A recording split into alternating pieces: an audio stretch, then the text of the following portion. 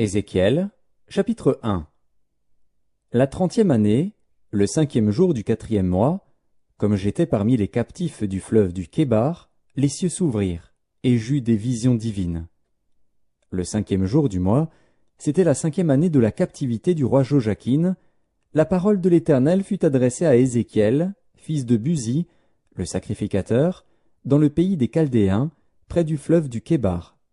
Et c'est là que la main de l'Éternel fut sur lui.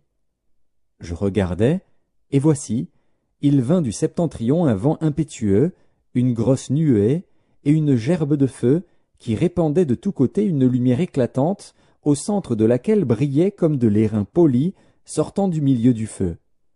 Au centre encore, apparaissaient 4 animaux, dont l'aspect avait une ressemblance humaine. Chacun d'eux avait 4 faces, et chacun avait 4 ailes. Leurs pieds étaient droits, et la plante de leurs pieds était comme celle du pied d'un veau, ils étincelaient comme de l'airain poli. Ils avaient des mains d'hommes sous les ailes à leurs 4 côtés, et tous les 4 avaient leurs faces et leurs ailes. Leurs ailes étaient jointes l'une à l'autre, ils ne se tournaient point en marchant, mais chacun marchait droit devant soi. Quant à la figure de leurs faces, ils avaient tous une face d'homme, tous 4 une face de lion à droite, tous 4 une face de bœuf à gauche, et tous 4 une face d'aigle. Leurs faces et leurs ailes étaient séparées par le haut. 2 de leurs ailes étaient jointes l'une à l'autre, et 2 couvraient leur corps. Chacun marchait droit devant soi. Ils allaient où l'esprit les poussait à aller, et ils ne se tournaient point dans leur marche. L'aspect de ces animaux ressemblait à des charbons de feu ardent, c'était comme l'aspect des flambeaux, et ce feu circulait entre les animaux. Il jetait une lumière éclatante, et il en sortait des éclairs. Et les animaux couraient et revenaient comme la foudre. Je regardais ces animaux. Et voici, il y avait une roue sur la terre, près des animaux, devant leurs 4 faces.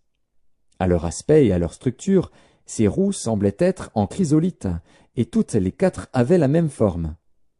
Leur aspect et leur structure étaient tels que chaque roue paraissait être au milieu d'une autre roue.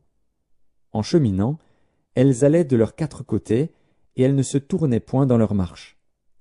Elles avaient une circonférence et une hauteur effrayantes, et à leur circonférence les 4 roues étaient remplies d'yeux tout autour. Quand les animaux marchaient, les roues cheminaient à côté d'eux. Et quand les animaux s'élevaient de terre, les roues s'élevaient aussi. Ils allaient où l'esprit les poussait à aller, et les roues s'élevaient avec eux, car l'esprit des animaux était dans les roues. Quand ils marchaient, elles marchaient. Quand ils s'arrêtaient, elles s'arrêtaient. Quand ils s'élevaient de terre, les roues s'élevaient avec eux, car l'esprit des animaux était dans les roues. Au-dessus des têtes des animaux, il y avait comme un ciel de cristal resplendissant qui s'étendait sur leurs têtes dans le haut. Sous ce ciel, leurs ailes étaient droites l'une contre l'autre, et ils en avaient chacun 2 qui les couvraient, chacun 2 qui couvraient leur corps. J'entendis le bruit de leurs ailes, quand ils marchaient, pareil au bruit de grosses eaux ou à la voix du Tout-Puissant. C'était un bruit tumultueux, comme celui d'une armée. Quand ils s'arrêtaient, ils laissaient tomber leurs ailes. Et il se faisait un bruit qui partait du ciel étendu sur leurs têtes, lorsqu'ils s'arrêtaient et laissaient tomber leurs ailes. Au-dessus du ciel qui était sur leurs têtes, il y avait quelque chose de semblable à une pierre de saphir, en forme de trône. Et sur cette forme de trône apparaissait comme une figure d'homme placée dessus en haut. Je vis encore comme de l'airain poli, comme du feu, au-dedans duquel était cet homme, et qui rayonnait tout autour. Depuis la forme de ses reins jusqu'en haut, et depuis la forme de ses reins jusqu'en bas, je vis comme du feu, et comme une lumière éclatante, dont il était environné. Tel l'aspect de l'arc qui est dans la nue en un jour de pluie, ainsi était l'aspect de cette lumière éclatante qui l'entourait. C'était une image de la gloire de l'Éternel. À cette vue, je tombai sur ma face, et j'entendis la voix de quelqu'un qui parlait.